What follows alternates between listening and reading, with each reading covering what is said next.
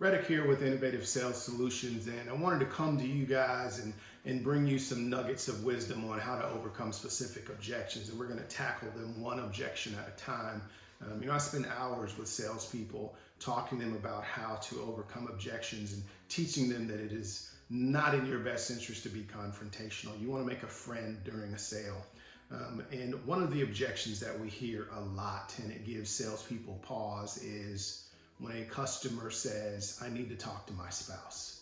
This generally causes salespeople to freeze. They start to clam up. They reach for that business card, which is essentially saying, I don't know where I'm going to go with this. I hope I see this customer again. Customer leaves, they shake hands, and salesperson inevitably goes back into the showroom, talks to his manager, talks to his coworkers, and says, yeah, I just don't know. They got to talk to their spouse. So what I found is if a salesperson has a response that they are comfortable with delivering, when this is presented to them, the success rate goes up. So I want to give you two quick questions that are very non-confrontational that will allow you to overcome this objection of, I need to talk to my spouse. And at worst case, give the customer a roadmap for what they're exactly going to talk to their spouse about. So, two simple questions, non-confrontational, continues the conversation. It goes a little something like this. The prospect says, oh, thank you so much for the information. I need to go talk to my spouse. Now, salesperson says, hey, I completely understand. I usually talk to my wife before making decisions too. I don't like to surprise her with things that may get me put in the doghouse, right? But does your spouse know you're looking for a new car today? Now, whatever the customer says, we're just trying to get a response, whether it's yes or no. They're going to tell you something. Now, the next question, that's the meat and potatoes. This is exactly what you want to know the answer to. So you want to say, hey, I'm just curious. What would you do if you went home and you told your spouse and they said no? No, can't buy this car. What would you do?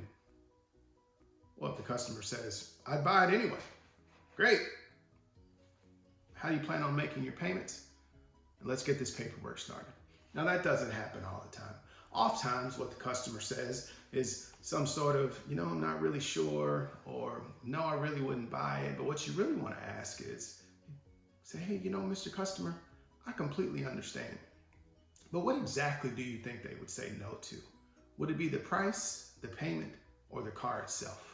Now we've narrowed it down to what those three objections could be by the spouse. And once they've said to you whether it's the price, payment, or the actual car, then you need to go back and build value in that part of your presentation so that you can arm your client with the information they need to go and have an intelligent conversation with their spouse.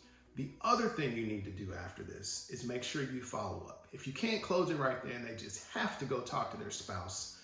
Follow up with a text message or an email that lays out all the facts that you've discussed with this client so that they can have an educated conversation with their spouse. Because let's face it, most of us forget the stuff we talked about all day. And by the time we get home to have this conversation, we may or may not remember everything that was said. So make sure you follow up with that customer with all the information in a text or an email directly after your conversation.